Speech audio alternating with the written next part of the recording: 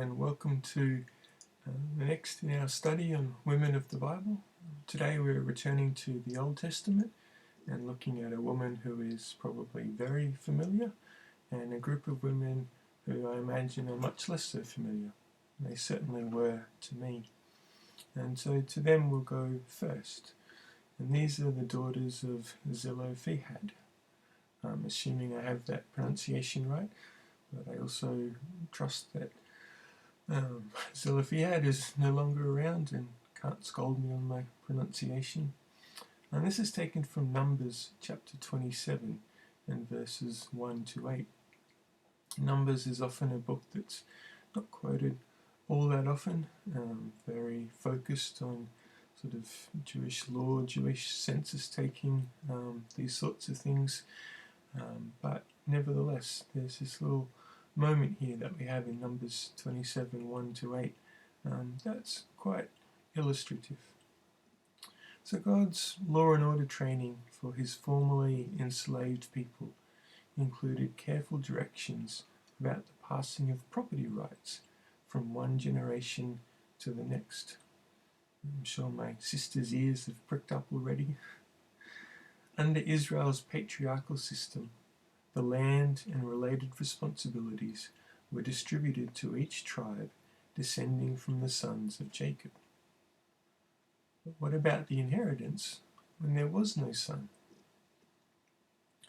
Gilead was the great-grandson of Joseph through Manasseh. Genesis 48, 14 to 20.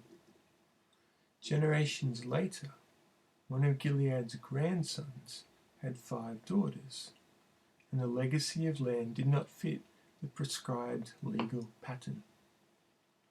Moses' leadership here reveals God's careful concern for women. First, they were given the right to choose their own husbands.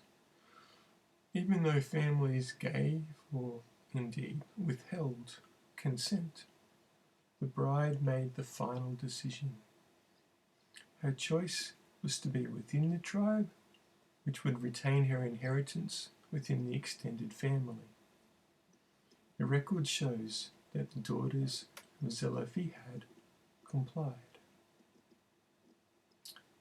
Each daughter here is named Mahlah, Noah, Hoglah, Milcah, and Tirzah, emphasizing that God sees each as an individual and holds each responsible for the privilege of living and contributing to her community. Moreover, the women initiated the request for their inheritance through prescribed channels, with a review of their family history. They were not just asking for property previously held by their father, but for what had been promised. Thus, their request was an act of faith. As their divinely appointed leader, Moses affirmed them and elevated them to equality with their male cousins in terms of family wealth. The orderliness of God's economy is always based on sound reasoning. The space devoted to these heirs demonstrates that God does not accord secondary status to women. And neither does he elevate women over men. His balance of power is perfect, and his expectations are purposeful.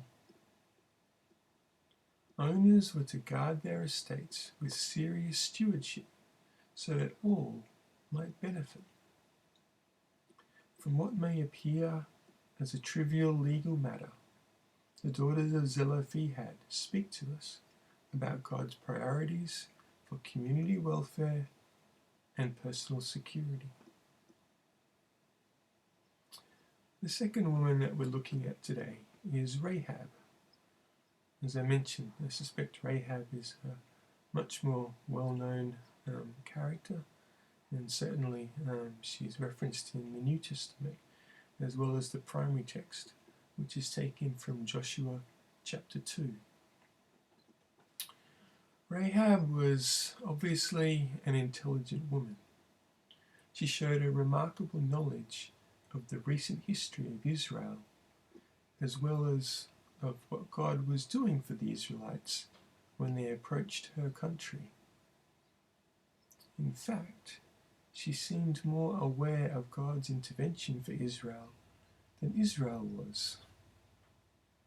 You can notice the similarity of her words in Joshua chapter 2 in verses 9 to 11 with the words recorded in Joshua chapter 1 in verses 2 and 11 and 13. In addition, she obtained an agreement for protection from the spies, hid them, and outsmarted her own people when they came looking for them.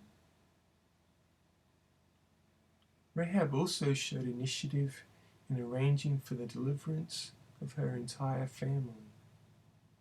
She was a woman of great courage.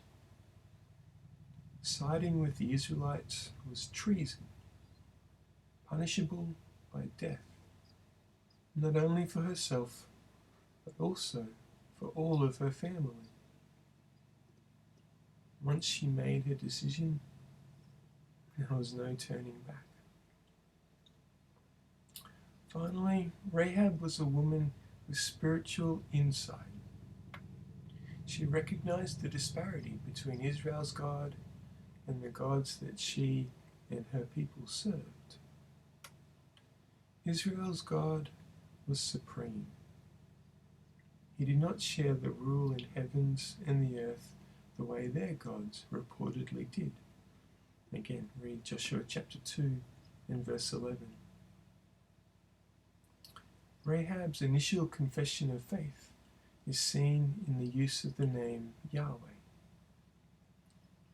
Without any support or input from her world or Israel's, she claimed the covenant name God gave to Moses when the Israelites first left Egypt. Exodus 3 and verse 14. Then, again without any encouragement from others, she acted on her commitment by hiding the spies. This kind of faith was not often seen in God's people, especially in the Old Testament, let alone from a Gentile harlot. Rahab is a role model for making the right decisions and standing firm, even when it means going against your peers. No wonder God wanted to honor her faith and courage by placing such a woman in the line of the Messiah. Boaz, one of the most gentle and godly men in the Old Testament, was her offspring. Matthew chapter 1 and verse 5, also the book of Ruth. God honored Rahab's faith and courage by placing her in the lineage not only of Israel's great King David, Matthew 1 and verse 6, but also of Jesus, the King of Kings. Many thanks.